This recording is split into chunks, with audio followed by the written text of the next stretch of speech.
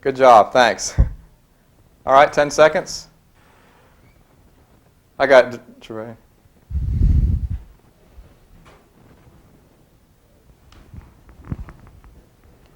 Good evening and welcome to People in Politics. My guest tonight is Ryan Gravel of the Atlanta BeltLine. Welcome, Ryan. Thanks, Chad. Ryan, what is the Atlanta BeltLine? The BeltLine is a 22-mile transit line greenway trail. It's a 22-mile linear park that circles downtown and midtown Atlanta on existing railroad rights-of-way.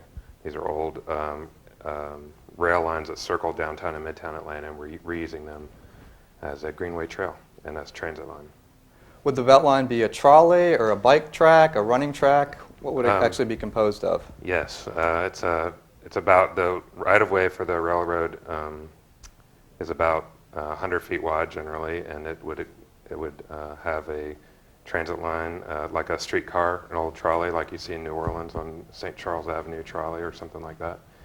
And also a bike path. It's a linear park and connect all kinds of parks around the city like Perkerson Park, Piedmont Park, Grant Park, Maddox Park, all around town. How wide an area are we talking about? Roughly, it goes a couple miles out from downtown in a circle. So it connects to. It also connects to 4 MARTA stations at Lindbergh, Inman Park, Reynoldstown, West End, Ashby, and Bankhead. So we're a couple of miles out from downtown, and it's through a lot of the great neighborhoods in Atlanta, like Virginia Highlands, Midtown, West End, Grant Park, Inman Park, Capitol View, places like that.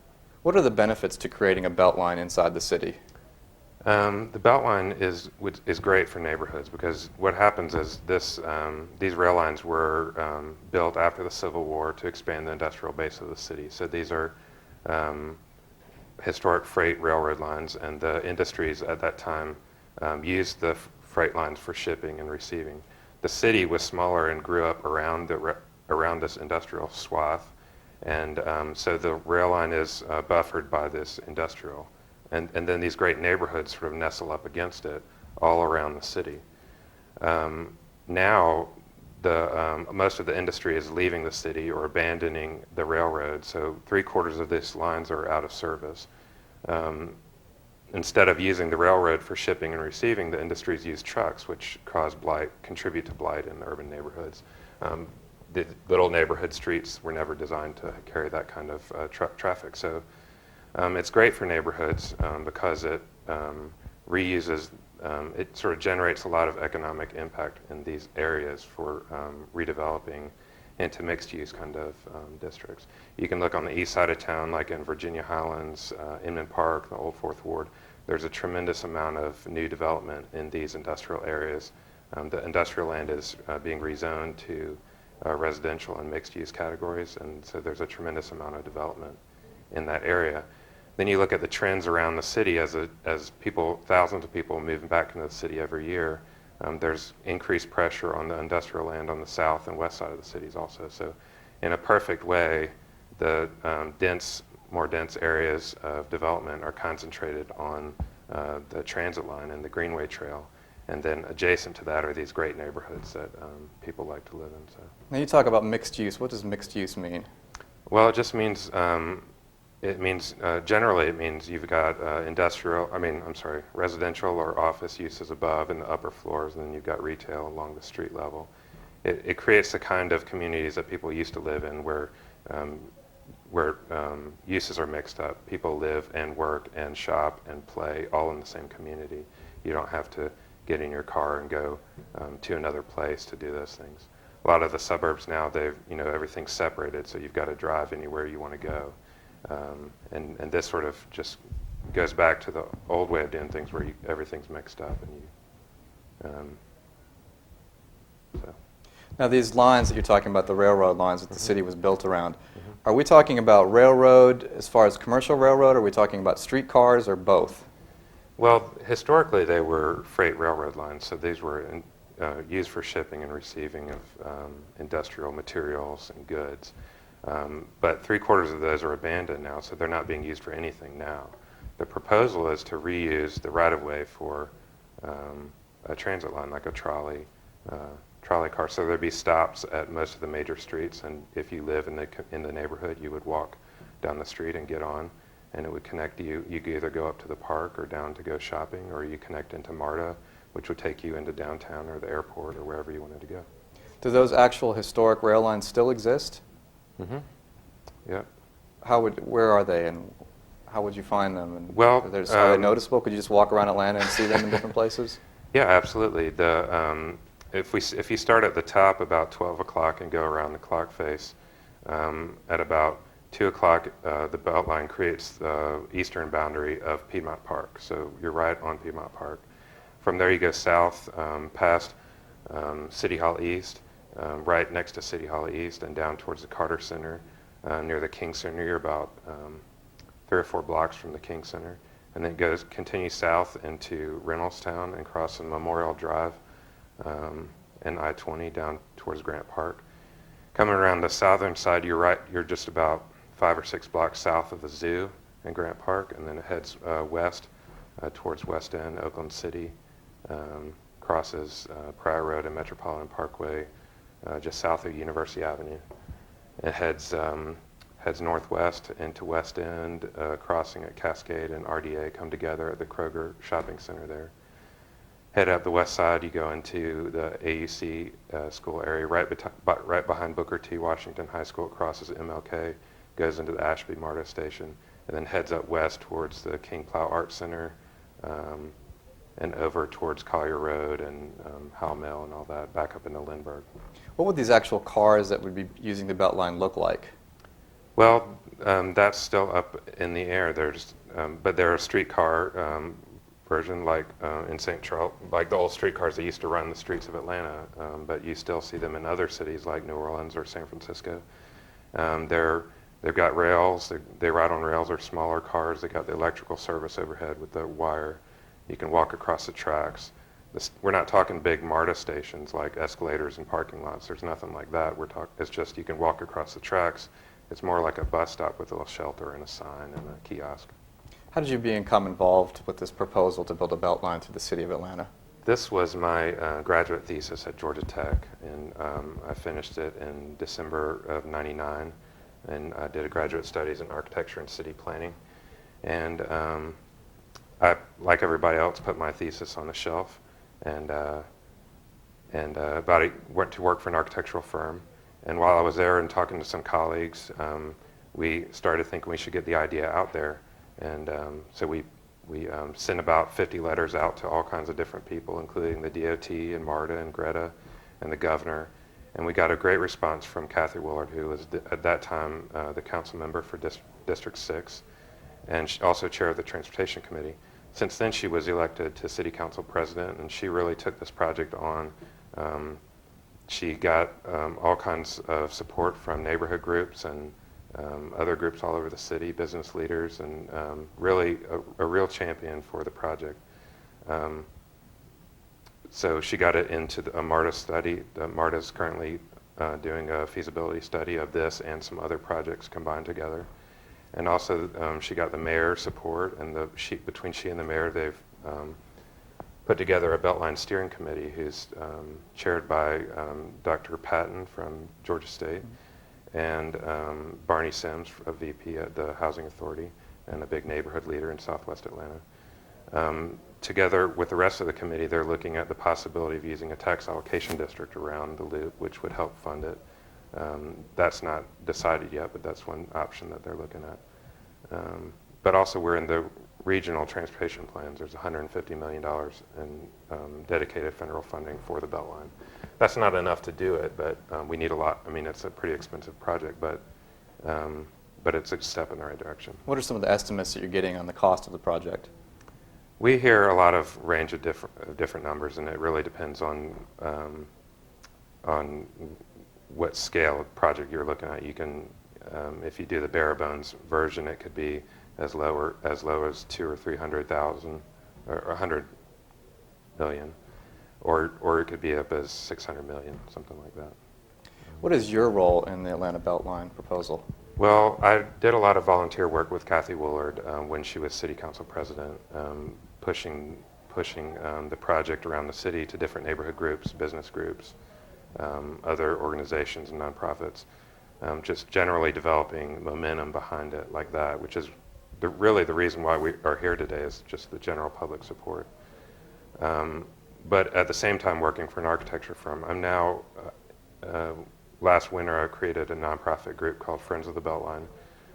We are an advocacy group for the concept. We're trying to maintain that public support for the project, and also eventually, when it comes time, influence the design, because not only did this project come out of my thesis in school and I'm involved in it that way, but I also live 3.5 blocks from it. As a neighbor, I want it to be the best for my community. So I'm interested in that, and that's what the purpose of Friends of the BeltLine is to look after the community interests and design-related issues regarding how the project is actually implemented when that time comes.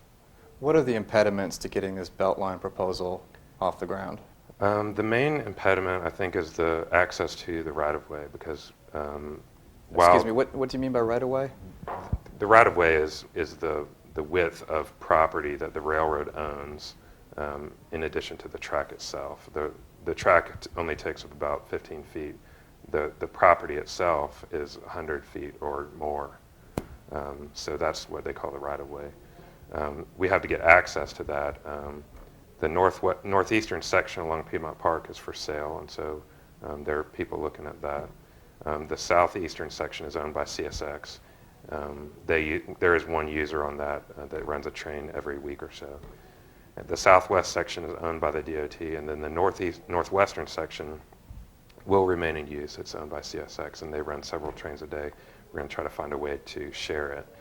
But the hardest thing to do is get access to it. Once we get access, we will have a much easier time moving forward. But there's a lot of people. I mean, in a lot of ways, it's a political question, and I think there's a lot of people working on it. I think we're going to get there. How much of the proposed Atlanta BeltLine would be used for existing historic track, and how much new track would have to be created? Well, the valuable thing is the strip of land. I mean, that's really the valuable part, because you can't cut a right-of-way like that through the city anymore. I mean, that's really the valuable part. The track itself is in varying states of repair or disrepair. In fact, the southwestern section, which is owned by the DOT, the tracks are gone. They've been ripped up, and that's a kudzu valley that goes all the way through the southwestern section of town. So the valuable part is the right-of-way, and relaying the tracks isn't really that big of a deal. Now we're talking about, you talked earlier about MARTA. What role would MARTA play in this new BeltLine Well, MARTA proposal? plays a critical role, if for no other reason, simply because in order for this concept to work well, we've got to connect into the bigger system. So we're going to connect into MARTA at least the 4 compass points. Again, Lindbergh, Inman Park, Reynoldstown, West End, and Ashby. There's a chance we can connect into Bankhead, depending on how that all works out. How MARTA, MARTA's future is up in the air, so I don't know the answer to that really, but we're going to connect into MARTA, and we don't really know that answer yet. My guest this evening on People in Politics is Ryan Gravel of the Atlanta BeltLine. We are taking your phone calls at 404-873-1349. Are there people opposed to the project, Ryan? And if so, why? Actually, no. I mean, we haven't had any groups of organized groups against it. I mean, there are individuals who aren't excited about it at first, but generally that just means they don't understand the project. And when you look at it, most people love it. Neighborhood groups love it because it's a great amenity for their neighborhood. Environmental groups love it because it's going to contribute to better air quality, water quality. It's another alternative means of transportation, getting around town without having to drive your car. Developers love it because there's a tremendous amount of development here. We haven't talked about that much, but there's over 4,000 acres of this industrial land surrounding the BeltLine, which could easily accommodate 100,000 new people living in the city of Atlanta. We've got 6,000 and 8,000 people moving into the city every year, and they've got to go somewhere. There's a limited number of housing units in the city, so that development pressure is going to push that development somewhere, and if it goes along the BeltLine, then that's perfect because it's on the transit line. People can live in a way that they don't have to drive their car to get around town. They have other options. Now, when I mentioned to a number of people that you're going to be my guest this evening, they were not familiar with the BeltLine. They were really curious to what it was all about. How are you going to get the message out to the citizens of Atlanta that this is something that might be beneficial for them? Great question. Friends of the BeltLine has a website. It's www.beltline.org. And we're still in the process of developing our website, the content on our website, but we hope to be a resource of information about the BeltLine. So if you want to know what is going on with the MARTA study, what is going on with the BeltLine Steering Committee that the mayor has formed, what is going on with a lot of other groups who have an interest in this project, and generally what is the project itself, you can go to beltline.org and find that out and get involved. We're going to have some advocacy projects. Once we get access to the railroads, we can have hikes and art projects and cleanups and all kinds of things that get people interested and excited about the project. Now, when you say you were trying to get access to the railroads, what does that Well, mean? I just mean be able to use them without trespassing. Right, and that's the CSX who owns the lines CSX primarily? and Norfolk Southern and the Georgia DOT. And have you approached them about this proposal? I haven't personally talked to them, but a lot of people have, including Kathy Willard, when she's in office. She's talked to them. I know a number of groups have talked to the railroads, and they certainly need to be at the table. I think it's a good opportunity for them to get involved in community development in Atlanta. For the most part, at least for the 3/4 that are mostly out of service, there's not a whole lot of other use for these lines, and so in a lot of neighborhoods, particularly on the south and west side of town, it really contributes to the negative impacts in those neighborhoods. I live off of Metropolitan Parkway, and the land and the parts of the neighborhood along the railroad are the bad parts of the neighborhood. That's where a lot of vacant land and abandoned buildings are, crime, drugs, and prostitution. And so to attract new development to that area and also to have this transit line come through here really starts to make that a desirable end of the neighborhood, and really will help these neighborhoods get the kinds of things that they need in terms of economic development. My guest is Ryan Gravel of the Atlanta BeltLine. We're taking your phone calls at 404-873-1349. Could you give us a little bit of history of the historic railway system through Atlanta, the pedestrian system? At one time, Atlanta had a number of streetcars that people would take to go from place to place. Now, of course, it's primarily by car. Sure. Could you give us a little bit about the history of the Well, streetcars? I'm no expert on the history of Atlanta, but Atlanta was created by railroads. So the main railroads converged in the downtown. It was its reason for being. As the city developed, of course, there were streetcars, and they went every major corridor. Every major thoroughfare in the city probably had a streetcar: Peachtree and Ponce and Memorial, Metropolitan, Pryor Road, MLK. They all had streetcars on them, and that's how people got around. That's how these great neighborhoods like Virginia Highlands and West End and Grant Park were created, by the extension of streetcars from the central city. So if you look at it from that standpoint, and that's really what my thesis in school was based on, is that the design of infrastructure systems really impact urban development. So if you think about how the extension of streetcars from downtown created these great neighborhoods, these old bungalow, craftsman era 1920s neighborhoods all around the city, in a similar way, the construction of the interstate highway system created a new kind of development in a much larger scale in the region. The design of this kind of infrastructure, this reuse of these lines to access this underutilized urban industrial land, will generate a new kind of development in Atlanta, which is that mixed-use development we were talking about earlier, and just better quality, more dense urban growth, which is healthy for the city in a lot of ways. A lot of people have been moving back into the city, reversing the trend of urban withdrawal in the early 1970s. What is the reason for that, and how big a role does that play in this BeltLine proposal? It makes a huge role. It's a huge role in it, mostly because it just makes this project timely. If you didn't have people moving into town, it would be harder to justify the expense of the infrastructure project in relation to what you get out of it in terms of increased tax base. Can you repeat your question? Oh, I was just wondering how the role of the people moving back into the city plays into that, and you answered Right. that correctly. Right. Well, I think people are moving back into town for a number of reasons. Partially because partially because the traffic in the suburbs is pushing people. People want a more urban lifestyle. They don't want to drive in their cars all day, and it's just an exciting place to live in Atlanta right now. Okay, we have a phone call. Good evening. You're on People in Politics. Yes, sir. I want to know, when was the construction supposed to start and when was... I'm sorry, caller. Could you speak up a little bit, please? Yes, I wanted to know, when was the construction supposed to start for the project and when was it supposed to end? Well, that's not set yet. Obviously, we're very early in the process of getting to that point. We're still in the early planning stages and all that. The big variable is getting access to the railroad lines, being able to start to redevelop those lines as a linear park and greenway trail and transit line. And once we get access, it can happen relatively quickly if we can fund it. But the big question is funding and access. Caller, do you live in the city?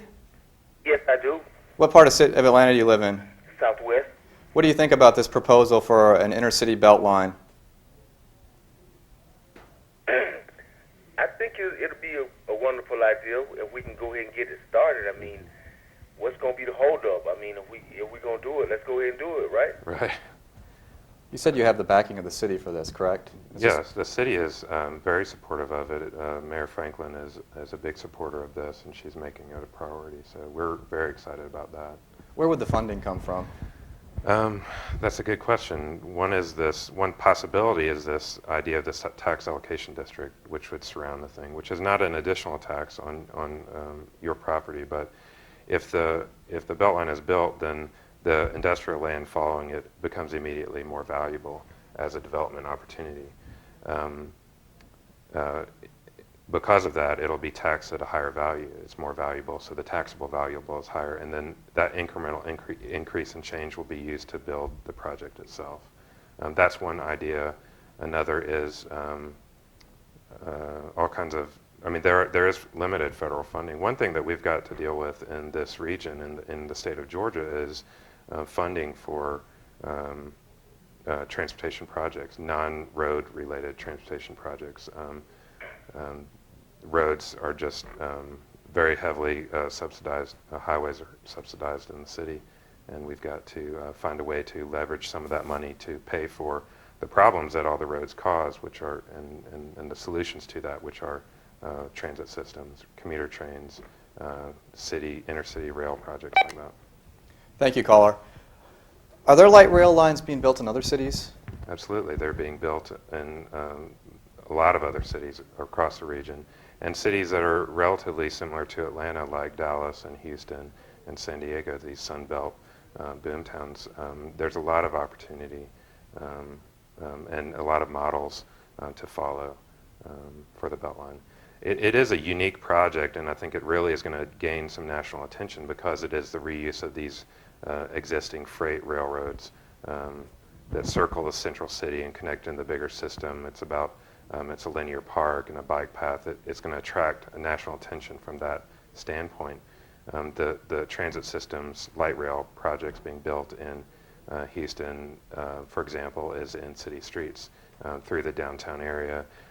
Atlanta needs that also. You know, we talk about the Peachtree streetcar and other streetcars along other corridors. Those are definitely things that Atlanta should also be looking at. Who would own this proposed Atlanta BeltLine, and who would maintain it? That's another good question. One model to look at is in Portland, Oregon. They have a light rail line that goes from the western suburbs through downtown out to the eastern suburbs. But within the last few years, they've completed a smaller scale line called a streetcar, which goes from the downtown area through a warehouse district on the north and south sides of downtown.